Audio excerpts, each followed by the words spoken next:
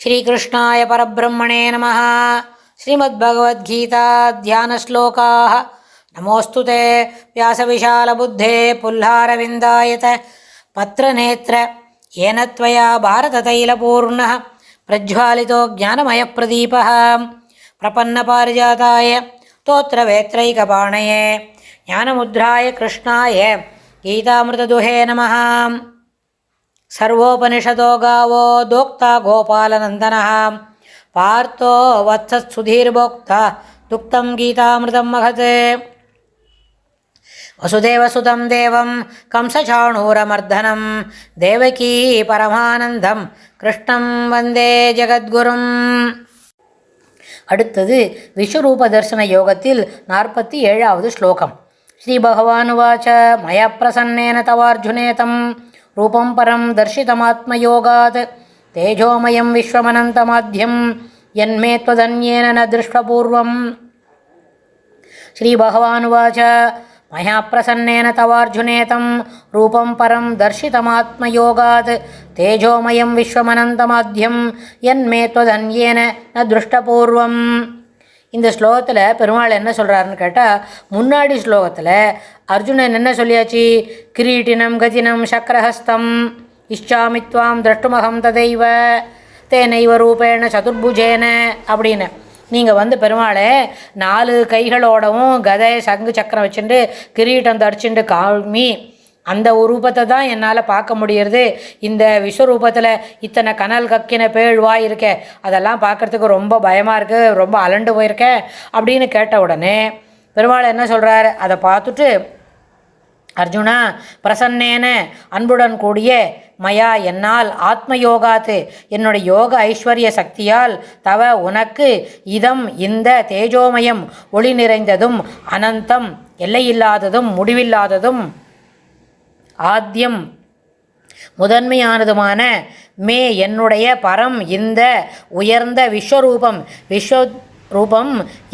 எது தொதன்யேன உன்னை தவிர எவராலும் ந திருஷ்டபூர்வம் முன் காணப்படாததோ அது உனக்கு காட்டப்பட்டது, அது தர்ஷிதம். இதுக்கு முன்ன இதுபோல் ஒரு விஸ்வரூபத்தை யாருமே பார்த்ததில்லை இந்த கிருஷ்ணாவதாரத்தில். இப்போவே பெருமாளுக்கு என்ன ஆயிருந்தது? 86 திருநக்ஷத்திரம் தாண்டி இருந்தது. பெருமாள் 125 வருஷம் 120 வருஷத்துக்கு மேலே எளியாக இருந்ததுன்னு சொன்னால், அது வரைக்கும் அதுக்கப்புறம் 38 வருஷம் என்ன ஆயிருக்கு?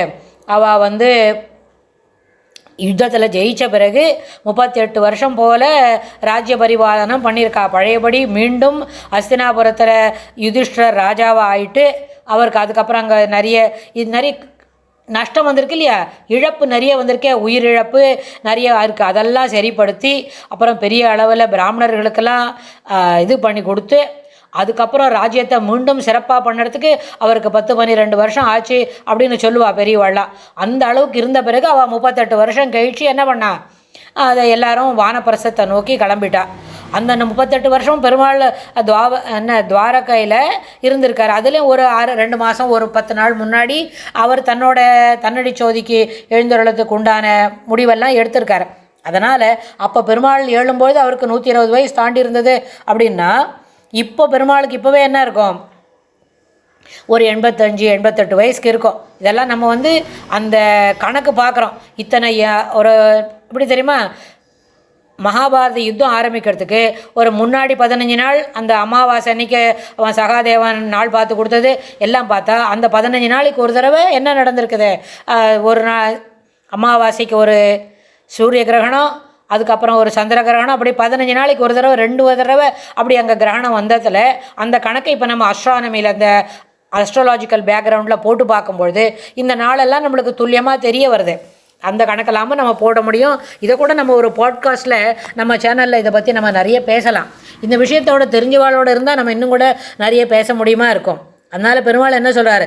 இதுபோல் ஒரு விஸ்வரூபத்தை இதுக்கு முன்னே நான் யாருக்கிட்டையும் காட்டினதே இல்லை. அதனால் இந்த விஸ்வரூபம் எல்லையில்லாதது, அனந்தமானது, முதன்மையானது, என்ன உலகத்துக்கு எல்லாத்துக்கும் என்ன மகாத்மாவாக இருக்கிறதுனால, மகாத்மானா எல்லா உயிர்களுக்கும் அவரே ஆத்மாவாக இருக்கிறதுனால இந்த விஸ்வரூபம் உனக்கு என்னுடைய யோக சக்தியினால் உனக்கு காட்டப்பட்டது. அப்புறம் இதில் ந வேத யஜ்ஞாத்யனைஹி என்றும் 48 கூறியது விராட் ரூபத்தை பற்றியும் நாகம் வேதைஹி என்று 52 53 ஸ்லோகத்தில் மறுபடியும் குறிப்பிட போகிறார் அப்படின்னு சொன்னால் 4 கைகளுடன் கூடிய விஷ்ணு ரூபத்தை பற்றி பின் பகவான் மீண்டும் மனித வடிவை காட்டியருளினார். தொதன்யேன அப்படின்னு சொன்னால் உன்னை தவிர வேறு ஒருவராலும் உன்னையன்று பிறரால் காணப்படாதது ந தொதன்யேன அப்படின்னு நான் அளித்த திவ்ய திருஷ்டியால் நீ கண்டவாறு என் விஸ்வரூபத்தை வேறு எவரும் கண்டதில்லை. மண் தின்ற வாயில் யசோதை கண்டதும் ஒரு விஸ்வரூபந்தான். ஆனால் யசோதைக்கு ரொம்ப சாதாரண லெவலில் காமிச்சு கொடுத்துருக்கார். அப்புறம் கௌரவ சபையில் துரியோதனாதியர் கண்டதும் நீ கண்டதற்கு ஒப்பாகாது. அதனால் பெருமாள் என்ன பண்ணார், உனக்கு காட்டின இந்த விஸ்வரூபம் இதுவரைக்கும் யாரும் கண்டதில்லை அப்படின்னு பெருமாள் அவனோட அவனுக்காக சிறப்பாக காட்டினதை பற்றி சுவாமி இந்த ஸ்லோகத்தில் சொல்லியாருது. இதுக்கு அடுத்த ஸ்லோகத்தில் இன்னும் விரிவாக என்ன சொல்கிறாருன்னு நம்ம பார்க்கலாம். ஸ்ரீ கிருஷ்ணாய துப்யம் நமஹ.